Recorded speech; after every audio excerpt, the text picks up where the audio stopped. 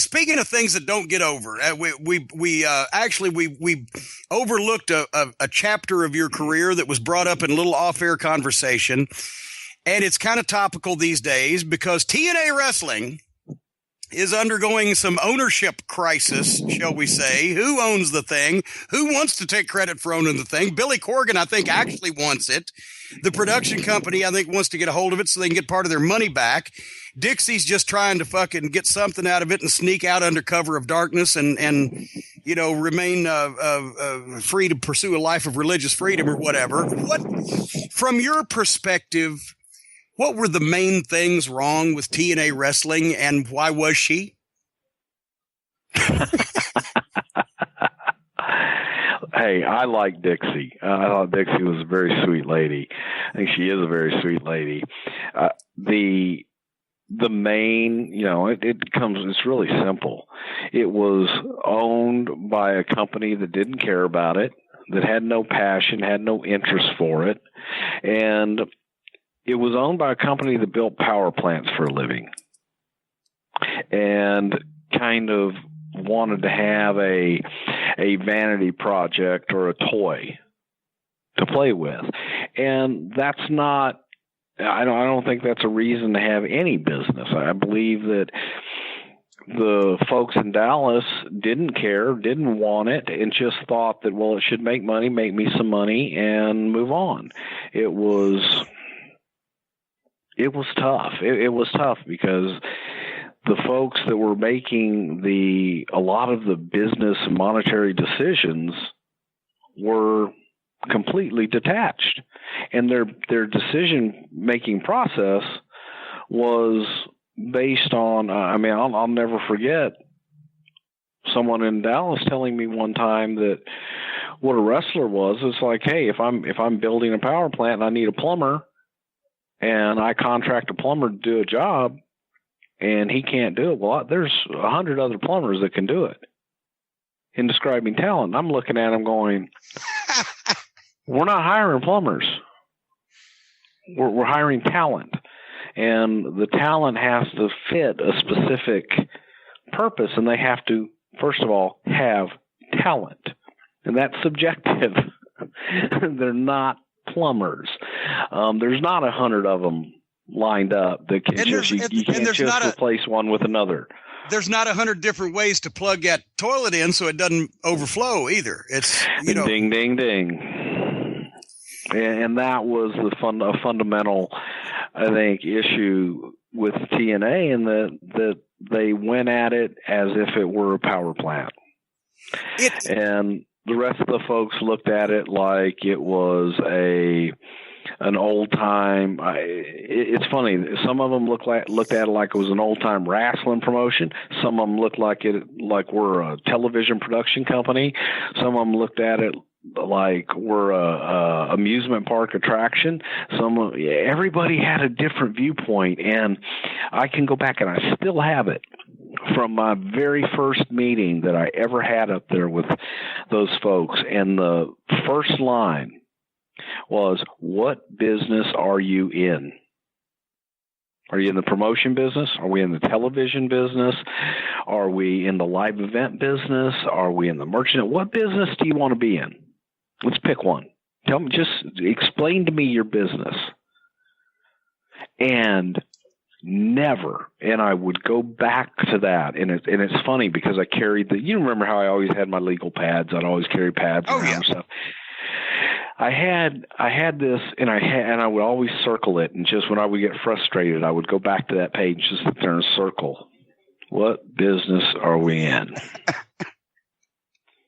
And that's just a major thing. I don't know that anybody ever defined what the hell business we're in. It was like, oh my God, we're going to sell guitars today.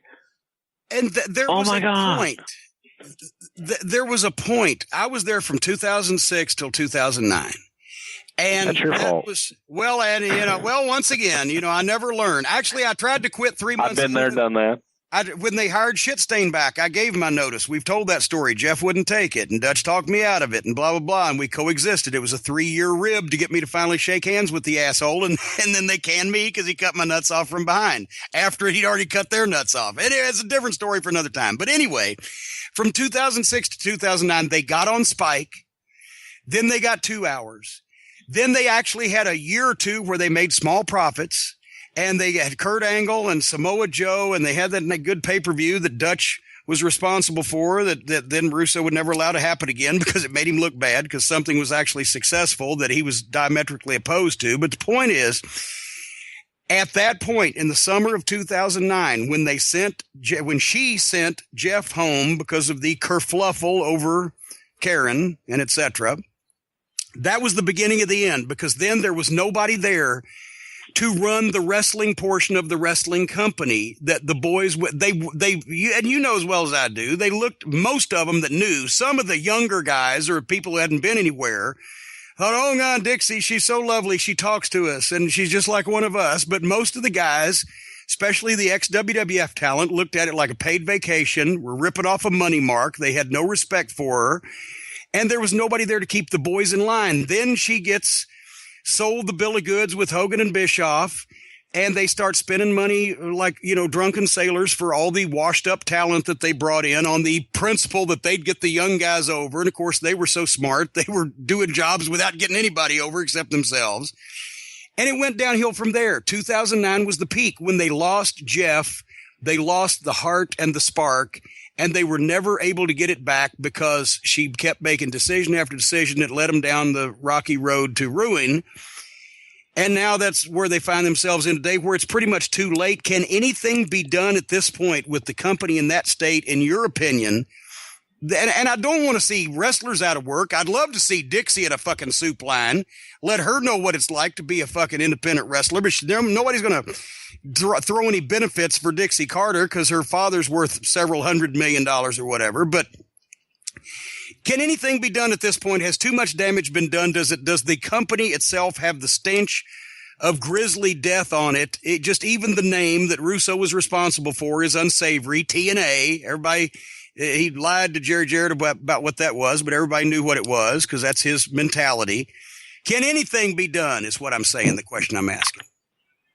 I think if you start over, I think if you essentially take it and I don't want to say torch it, but if you were to start over, I tried to rename it when I was there. I wanted to drop the TNA brand and rename it Impact. And they tried to do that. Why didn't they follow through with it? I don't know. But that's a problem. They would start something and then it would just kind of go back to the old way. And there wasn't a lot of flow communication or very good communication there. And or the people would just not do things or do things on their own. I had fun there. I had fun working on TV. I had fun working with the talent. That's fun to me. I did not have fun in the administrative role because, that's not my thing. Well, besides that's a heat job, especially there where you have to take the guff from people, but you don't have the power to fix their problems without going to other people who don't know what the fuck you're talking about. Right, and then you've got to long distance it and wait and go through everything else. So yeah, I was, there were frustrating parts of it. The fun part of it was the young talent and the talent for the most part. It was a much more laid back atmosphere. After coming from New York, going down there, it was it was a nice change of scenery. Well, so all I know is Dixie, everybody that she has listened to in respect of which direction to turn has fucked her, and not even in the fun way. As Dennis Condrey used to say, if she had as many sticking out of her as she's had stuck in her, she'd look like a porcupine. And that's why, stupid people shouldn't breed and money marks shouldn't get in the wrestling business because they will drain your blood every time. And that's exactly what she's went through. Who knows, anywhere from $50 to $100 million of her father's money. And led a lot of guys down a primrose path hoping that things would be good and doesn't have anything to show for it. And it can't be anybody's fault but her own because she's the only moving part that hadn't been replaced. But I still look back at the worst thing she did was it fell apart when Jeff Jarrett went home and was not there to keep the ship on an even keel. And being a third generation guy and not only an in-ring wrestler, but having been a promoter and his family had been in the business since the 40s, he was the guy that was when I was there, he was the guy everybody went to talk to, and she was the one everybody said a nice, pleasant hello to and didn't bother getting a deep conversation with, unless it was Nash pouring the wine at the DoubleTree in the bar, siding up to her so that he could continue getting paid to do absolutely nothing. But I digress.